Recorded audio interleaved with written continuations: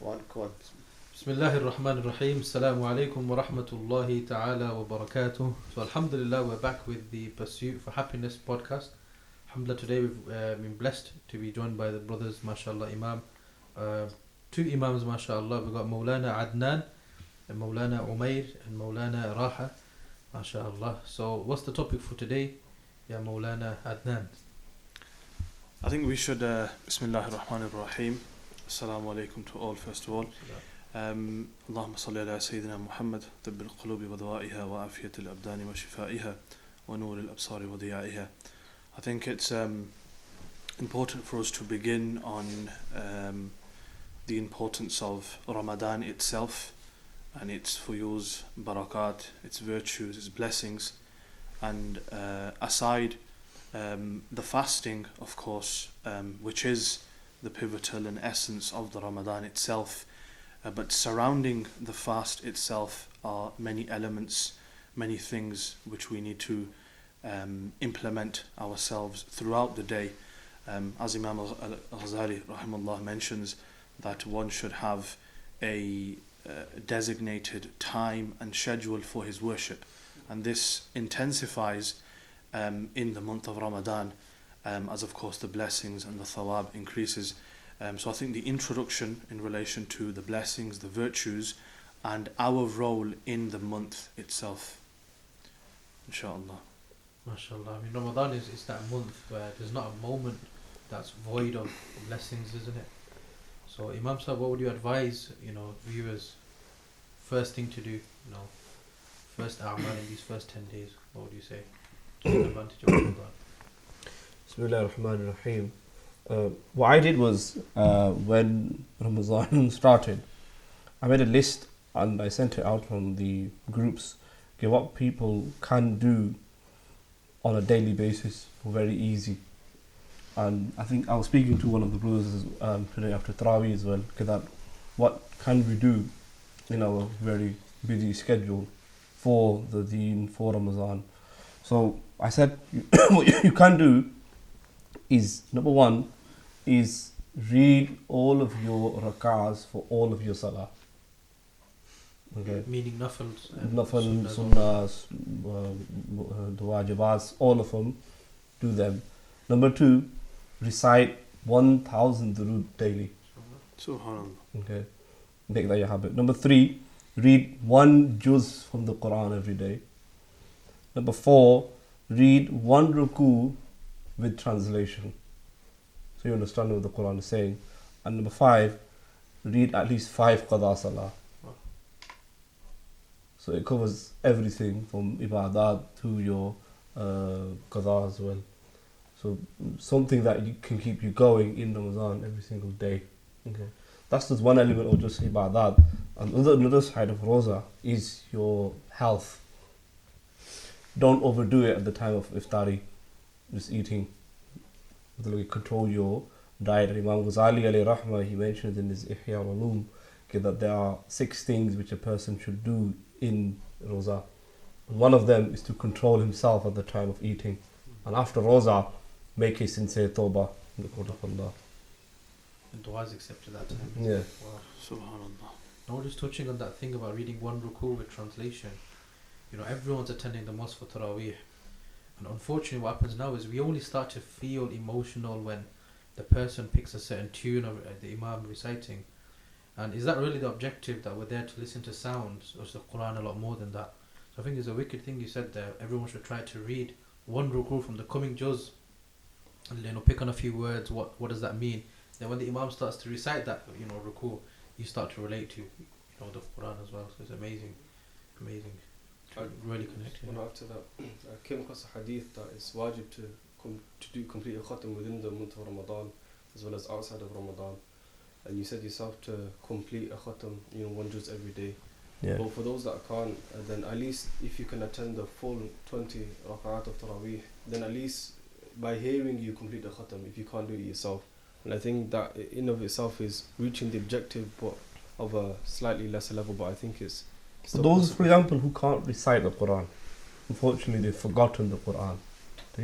What they can do is just open the Quran Just by opening the Quran, it is means of gaining guidance. Just looking at the Quran. Because looking at the Quran is ibadah in itself. And if they can do that on top, have a habit of reciting salawat for the Prophet ﷺ, that is one of the best ibadahs that a person can do. In my opinion, I think in Ramadan, I think a person should study knowledge. There was a hadith, it is a daif hadith, but it mentioned to pray 2 nafla rak'ah, you get that reward. To learn 1 ayah of the Quran, you get 100 times that reward. And to learn 1 fiqh masala, in which is like ibadatan wise, it's 1,000 times greater. So then the greatness of fiqh has been compared 10 times greater than to learn an ayah of the Quran. So I think in this month of Ramadan, fulfilling our obligations, one should, as well as do all the other fara'id, seek necessary knowledge for At the himself. same time, remember, you should always balance it out with amal. Ilm is very, very important, no doubt. But if you balance it out with amal, it blossoms. That ilm becomes beautiful then. But I think unfortunately many people, they attend Taraweeh and they get in the zone, but they don't realize that they've invalidated the salah. Why? Because they didn't seek that necessary knowledge. Because if they had sought that, then they would know that they'd be doing that thing right, and they know that they're on the right tracks. And anything. I think the point is that we should have objectives for Ramadan. Ramadan is a guest from Allah. It's a life, and what does the Hadith say? Man kana yu'minu billahi wal yawmil akhir falyukrim dayfa. Honor your guest. So the same way when a guest comes to our house, we think like what I'm going to serve up for that person, how I'm going to tidy up my house and all of that. So we should actually have objectives, what I need to achieve in this Ramadan. Because otherwise, wasting Ramadan, there's specifically hadith about that raghima anfu, may that person, perish, nose be rubbed in the soil. Who witnesses Ramadan but doesn't get his salvation. I think, Molana Rahad, just really quickly, has mentioned a very good point. Again, mashallah, Imam al-Ghazali, his works are supporting us in this series. He talks about he splits the ummah in 4 different categories, and if I can remember correctly, the first 2, the greatest of them are those that sincerely seek knowledge for the pleasure of Allah and His Rasul sallallahu alaihi wasallam, and second in that category are those that spend most of their time in worship. So what you've mentioned is a very good point, I think, for ulama and for students, especially beginners. Ramadan, because classes are not on, yourself, mashallah, you're back from Jamia. This is a time to reflect and go back to your asbaq.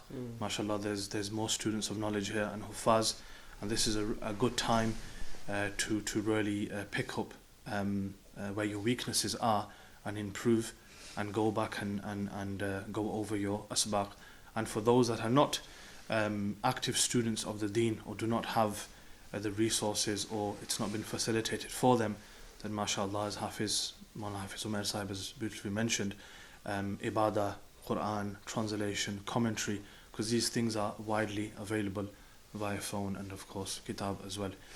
So just to I like to add, before everything, before your ibadah, before your ilm, I would recommend everyone to sincerely make dua in the beginning of Ramadan. Because if you read Surah Baqarah, and Allah subhanahu wa ta'ala talks about Ramadan, the final thing, what did he say? وَإِذَا سَأَلَكَ عِبَادِي عَنِّي فَإِنِّي قَرِيبٌ.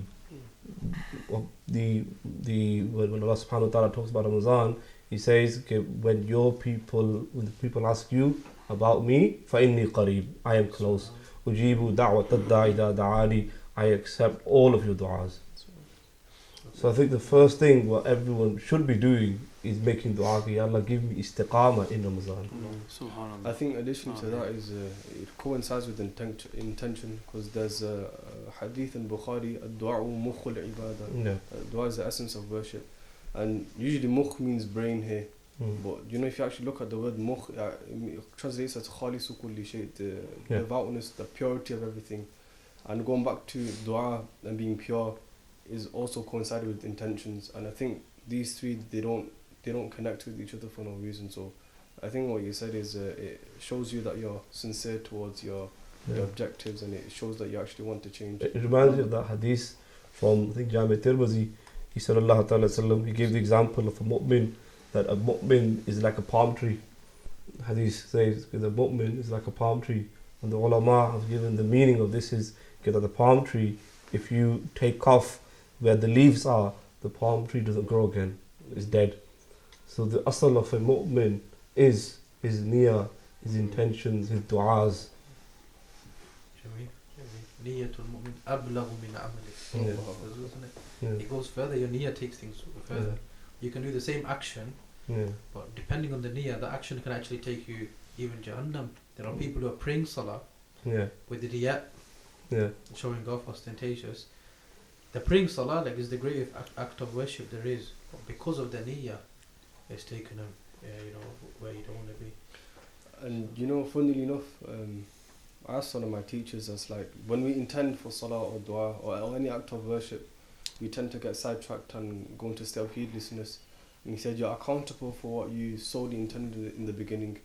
He said, it's your duty to kind of keep on track within that act that you're doing, but you're not taking into account if you become heedless. And I think that's the beauty of intentions, is that what you solely intended for, you're accountable for that. Yeah. Molana, how do you find that you work in a professional environment, and I'm guessing you're still working in Ramadan? Gee. So what have you done, if you have done, to make preparations for Ramadan? Like I said, ordering the guests, what have you done? What can you do as a person working in a professional environment? Is there anything you can tell the audience? I think there has to be a natural disposition of acts of worship from yourself. You can't force anything upon yourself, because when you are working and you're obviously tasked to your work or whatever it is you're doing on that day, it can be difficult to, like we've mentioned, carry out these acts of worship. But the greatest thing in work is knowing, number one, it's the month of Ramadan and all the rewards have been doubled. And because you are working and already working hard and striving, because someone who is at home and fasting, of course he's going to get the reward, but the person who is working and fasting, he knows that my reward is going to be much greater. There's less sleep, there's less eating, there's more screen time, more work time, and it can be very difficult. But subhanallah, the barakah of Ramadan is such that even when you are working and you're sleeping less, you're still able to kind of get through the day. But I think it's really important. It does help because on your lunchtime, you're not having to eat any food. You're not having any drink. You're not having any snacks at your desk. This is very typical work life. You're not having any breaks either.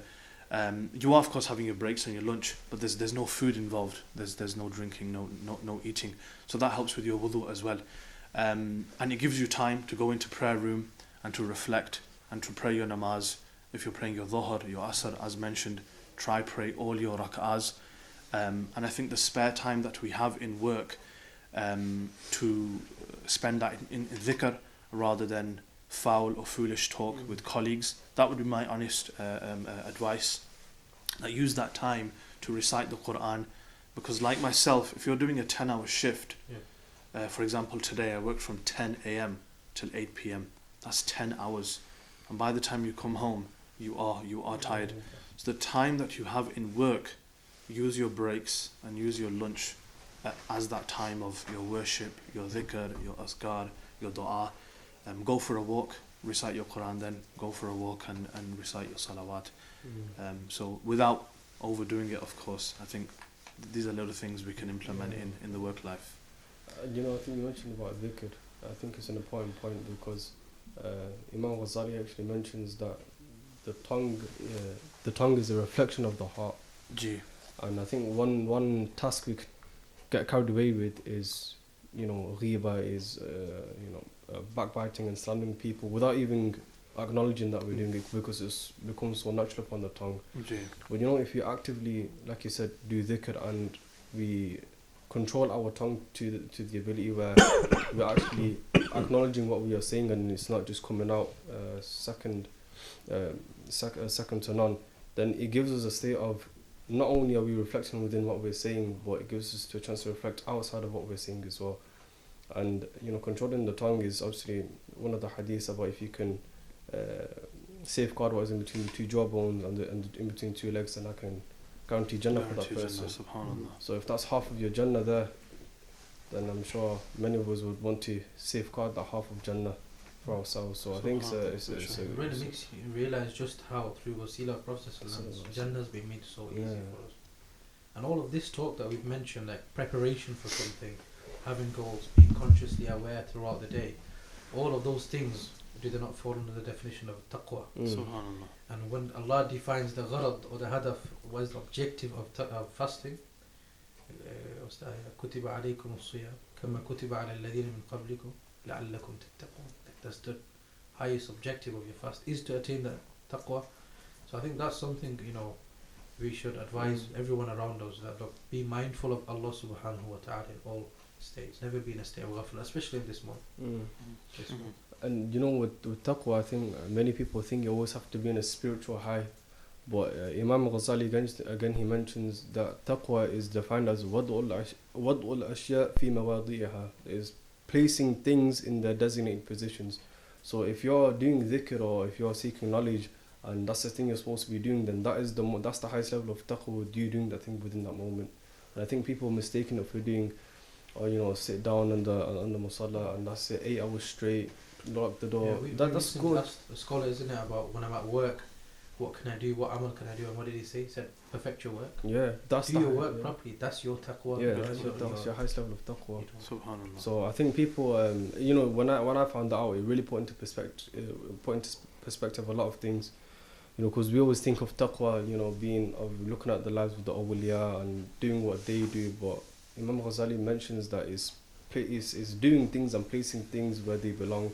So like you said, if a person's doing 9 to 5 and that's his bread and butter and he has to provide for his family, then know that thing is not only the highest form of taqwa, he's fulfilling an obligation for Allah. Subhanallah. And then in turn his wife is fulfilling her obligation at home, the kids, etc. And it all puts barakah in one's family and life. And well, here people ask the question, is that in Ramadan, when we start Ramadan, the motivation is there. By the time the middle is gone. Okay, so why does it go down? Why does that fade go away? They say in English, failure to prepare than prepare to fail. And that's why ulama, they said that Rajab is the month of planting that seed, and then you water in Sha'ban and you eat from it in Ramadan. So all those niyat that we made, and you should never stop making righteous intention, even if they're not realistic. Those intentions, Allah will give you reward for it. But they have to be paired with preparation in it. Yeah. Instead of that, you have to prepare. I think that as well as people, they go too hard. They go way too hard at the start. I'm going to do this, I'm going to do that. Second, third day, you're burnt out. Yeah. Like you've not done one khatam out of Ramadan, how are you going to achieve the 10, 15 that you've intended in Ramadan? I think another thing is that, you're mentioning sinning in Ramadan.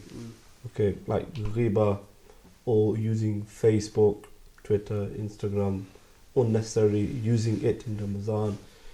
The istiqamah on your ibadat, the istiqamah of learning knowledge will eventually fade away. Because what's going to happen is eventually your time is going to be spent on those things. So if you cut down on those things and focus on the things which matter, then I think it will help people to stay on to the end of Ramadan. See, I think this is a psychological thing, and this point comes to mind, and I've mentioned this in Jummah many times as well, that we talk about in the deen, unfortunately, very sadly, and I'm of course culprit to this as well, that it fades and it goes down. But one thing we fail to realize, and this is a lesson for us and for our honorable viewers, is that we never talk about the dunya saying it's faded away, it's gone down. And we don't forget to wake up in the morning and brush our teeth. You're never going to hear someone say, I brushed my teeth for 20 days, and the 21st day I forgot, it's gone down, make dua for me. It's not going to happen. You're not going to forget to wake up. You're not going to forget to have breakfast in the morning. Even if it's 2 sips of a tea or a coffee or toast, whatever you have in the morning, cereal, Hafiz, you will have a bite to eat and leave. These things don't fade down. Why? Because it's dunya, and we have made our nafs accustomed to this. But subhanallah, with the deen as such, and as you mentioned, Hubbun Nabi sallallahu alayhi wa sallam, this is something that only increases.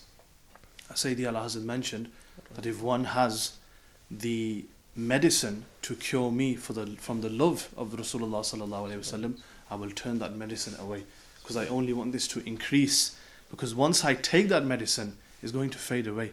So let the things of the dunya fade away, not the things of the deen. So I think it's a psychological battle is, it's always the deen that's fading away and going down, not our dunya. Our dunya is always getting better and better. Relating to that, I was reading something not too long ago, and it said the increase in the backfire of the penalty or the effect of sin is an increase in the attachment to the dunya. And many of us only think that we sin when we think, oh, I've just sinned.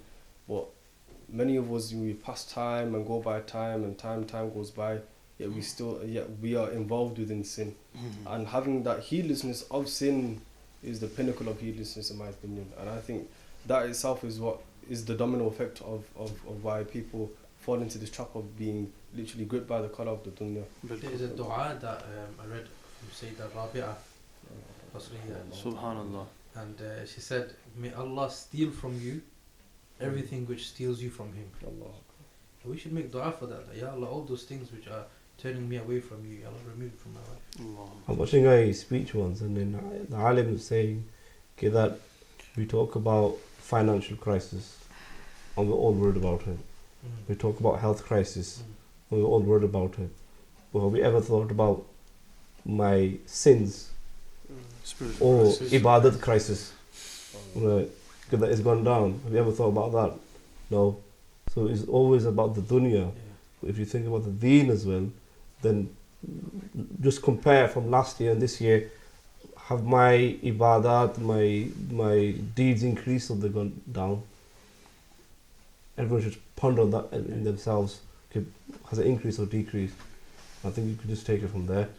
I think Ramadan is also a good point in terms of reflection, because you can compare yourself to each Ramadan. What I achieved last Ramadan, what am I going to do better this Ramadan? If I've not built upon that and I'm doing that exact same thing, then I've stayed stagnant across the whole year and I've not improved. But why wanted to touch what you talked about sinning before?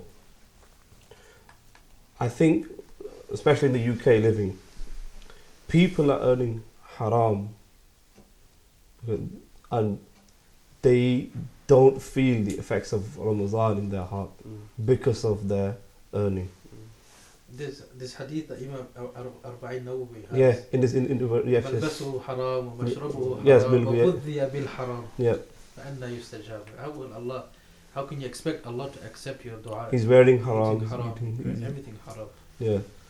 So So it's really awakening. If you want to have a change in Ramadan, then start first thing from your rizq that Allah subhanahu wa ta'ala is giving you, right? That make it the means of halal. And I think Imam Ghazali, he says that if a person makes tawbah, but then is still is in sin, it means that his rizq is haram. There's somewhere, somehow, there is haram in there. That he's not getting istiqamah on his tawbah. Yeah, I think there was a hadith mentioned by Imam Ghazali, saying his Arba'in fi Usul Din, about eating halal. And it's such a basic thing, I think it's something, Man akala halalan 40 yawman أجرى من قلبه ينابيع الحكمة على لسانه, something like that. He says whoever eats halal food for 40 days, only 40 days halal food, then he said the springs of wisdom gush forth from his heart and they manifest upon his tongue. And that's just from eating.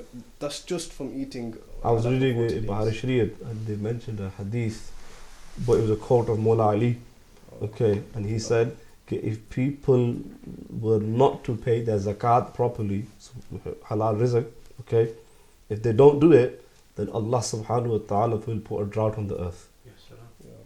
So what we see the financial crisis right now, on the earth right now, if you look at it, it is the means of not paying zakat properly.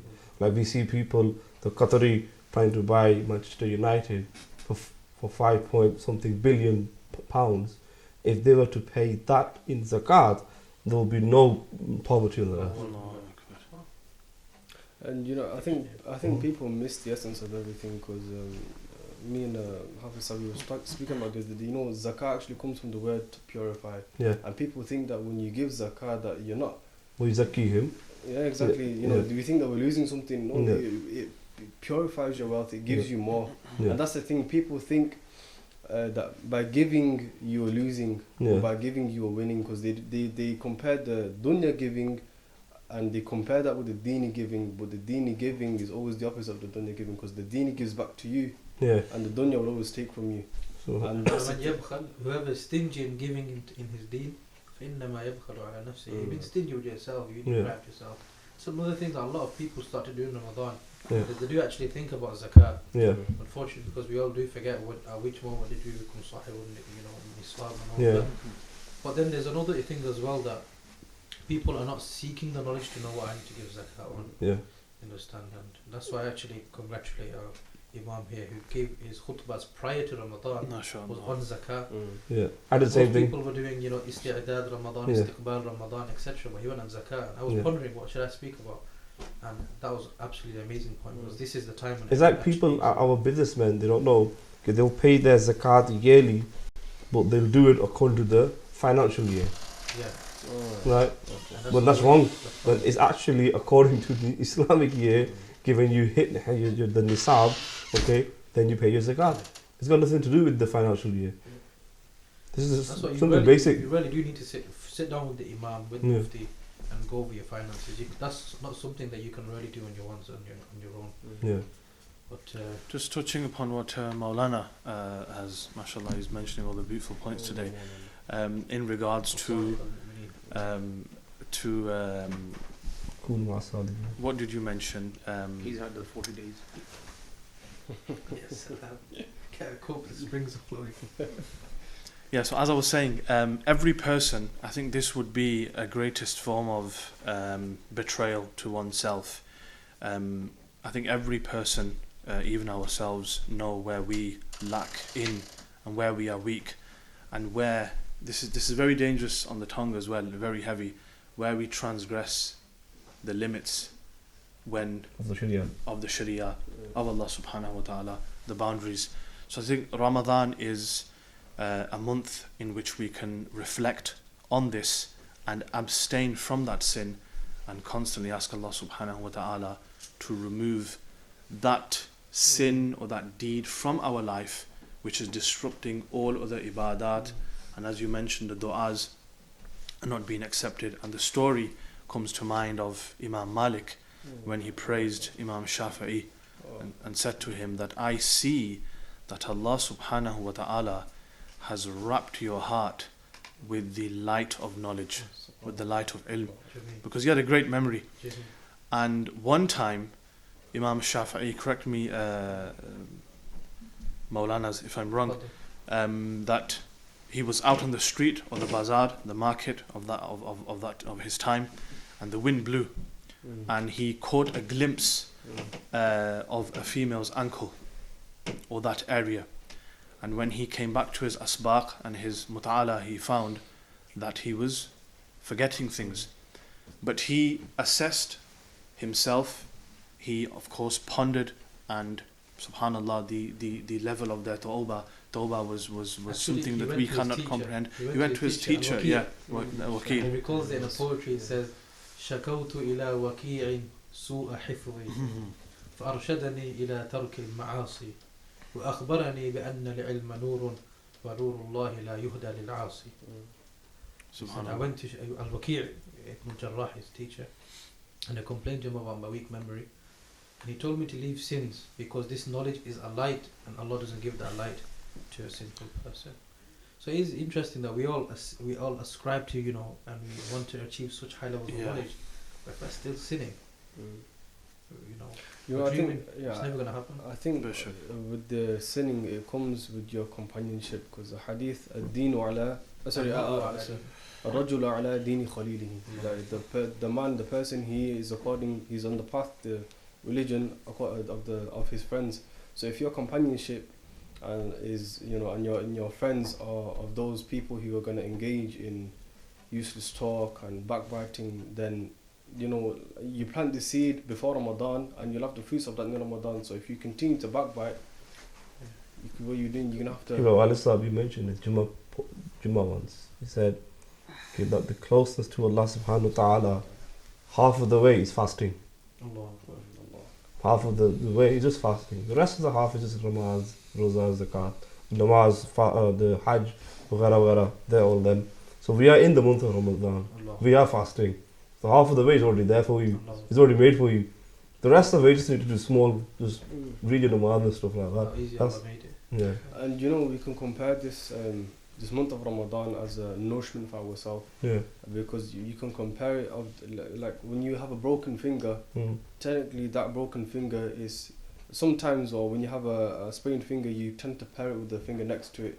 Why? Because this is strong, it's sturdy, it's straight, and when you plaster it together with something that's broken for such amount of time, then that same finger that was once broken becomes sturdy, strong, and straight. I think Ramadan is a nourishment for us. Is that Ramadan is the month, is that finger for us to lean on, and I think us being the broken finger Yeah. is. Oh, well, they're both broken. You're finished. But you said fasting is halfway. You can actually feel it in the air of Ramadan, innit? Yeah.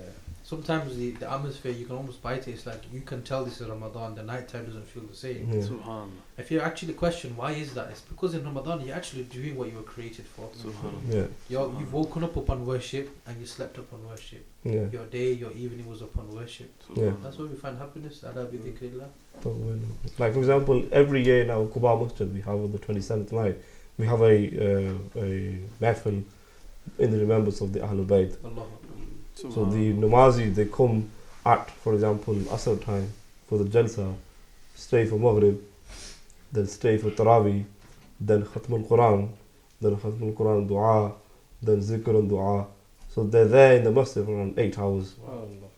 And with the hadith about the shaitan's trapped away, it is as if the shaitan is trapped away to the extent because, as Hafiz said, you wake up, ibadah, you go to sleep, and you're ending it with the ibadah. So you have no time to do your useless activities. You have no time to sin. So it is as if the shaitan is locked up because you've got that your free time is bounded by what it's supposed to be. And Ramadan is also a good reflection because it allows us to acknowledge of what our true potential is. Outside of Ramadan, we don't sacrifice, we don't do our acts of ibadah, but within Ramadan we suddenly sacrifice, we suddenly do more and more and more, and we realize and we think all it takes was sacrifice in the beginning. That's what you see. Ramadan is a madrasa. It showed you what you're capable of. In fact, you talk about Ahlul Bayt. That's another thing that is quite neglected in Ramadan. Is in Ramadan there are actually major key dates where certain figures, certain individuals from the Sahaba, from the Awliya Allah, Subhanallah. they passed away on that day or some major event. And as Muslims, we should be aware.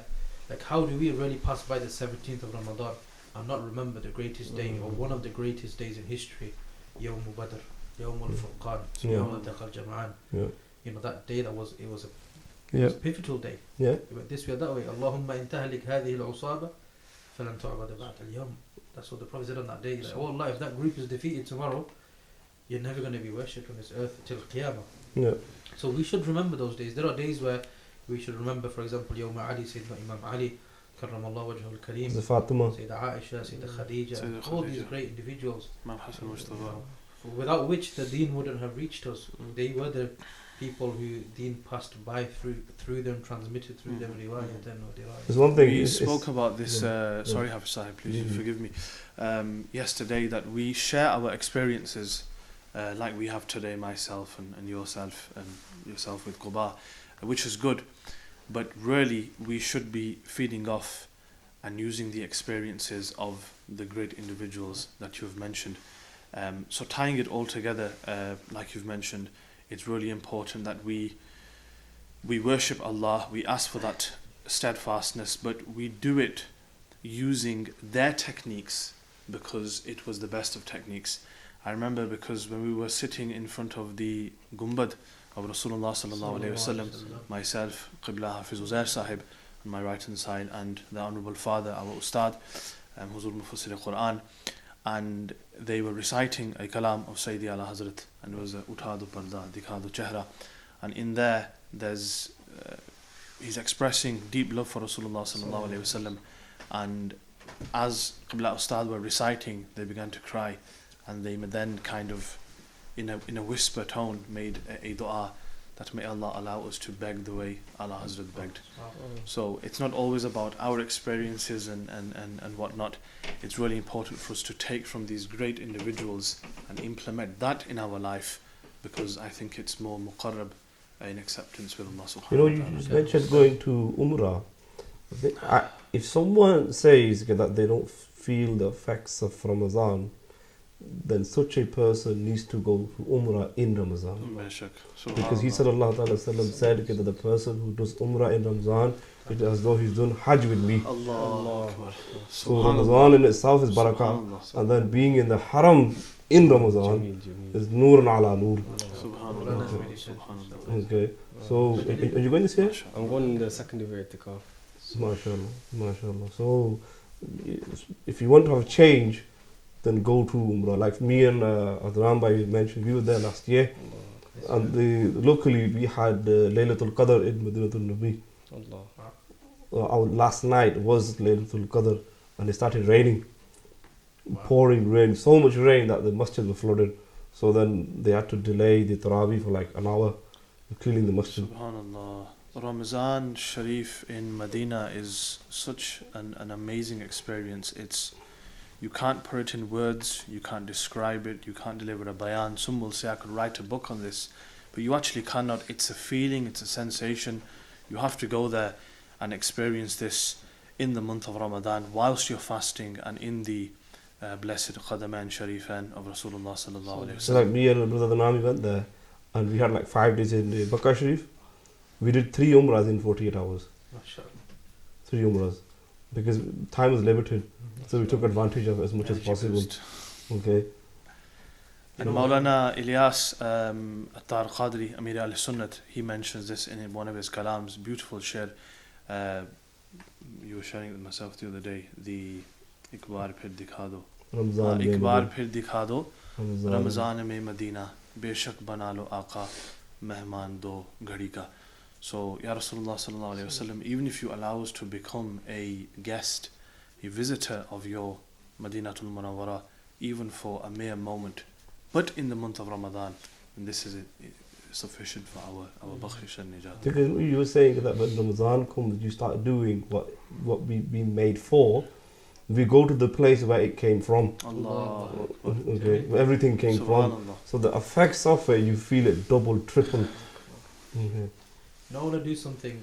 Your normal host is Hafiz is there. You know what he's like. He's volatile. You don't know what he's gonna do next. So I thought I'll take over from that today. I will call him on, because the pursuit for happiness without him is not pursuit of happiness. Innit? I think he's the source of happiness in this room. Molana, if you want to say a few words, I think the audience are requesting it. Inshallah. I'm gonna be stick this year. It's gonna be the stick off camera. The stick. The stick. Yes, hello. Sure. We're in pursuit of happiness, and you bring happiness. Yes, hello. We need to switch up, man. I think we're all tired from Taraweeh. All this quiet, calm speech. Any questions, Molana, from the audience or from any requests? The two Shahs had a question. The two Shahs had a question. Say you then. Speaking of Ahlul one. You could tell we haven't prayed 20 rakats in a while. You don't need to have a paracetamol. Number 20 then. Yeah, let's do it. Go on, who's got a question? I think Shahzad's got a question. Speaking of Makkah and Medina, is there any out of the two which are are they both balanced, or is there one that's better than the other? What, in virtue? Yeah. So he's asking, that's one Imam, so you can answer. He's asking, is Makkah and Medina the same in terms of virtue? Is one greater than the other? Are they balanced that it's one greater? Majority of the ulama are on this thing that Makkah is afzal because of his, because you go there with ihram, and you can't cut trees and you can't do the kill an animal, whereas in Medina you can't do that. However, the ulama, the ushaq, the lovers, they prefer to go to Medina. So we had the share of Allah that fits perfectly. Taibana sahi afzal, Makkah hi bada zahid. Hum ishq ke bande hain, kyun baat badai hai? Okay. So we are the lovers. So why do you need to argue on this topic? Smashed it. Smashed it. Okay. Allah. Anything else? Any other questions we got? I think we should wind up then, inshallah, for tomorrow. Inshallah. Yeah, let's wrap it up. But main thing is we should all have objectives, and we don't want to find the situation where we leave this month the same way we came into it. We want change, inshallah. Sacrifice, lan tanalul birr حتى تنفقوا. We have to Mm. sacrifice. Our time, our wealth. You're already sacrificing your health, isn't it? So don't be stingy on yourself. Don't be stingy on yourself. Maximize Ramadan. If there's change you're looking for in your life, it's gonna happen in this month. This is the month where it's gonna happen. Shaitan's locked away. You got no excuse to go. There's no excuse in it. The last remarks from Molana. He's looking very wise over there. No, I was attentively listening to yourself, but I'm also of the opinion that there is no pursuit of happiness without Molana on my right hand side. So tomorrow, if he's not on, we're going to have to put some strict measures in place Make sure he's on and get him on the sofa, inshallah. I thought it was a pursuit for happiness is with your elders, as the Hadith says. He's older than He is older than himself. He's the eldest in the room. إلا بالله راجعون. جزاكم الله خير. السلام عليكم ورحمة الله تعالى وبركاته.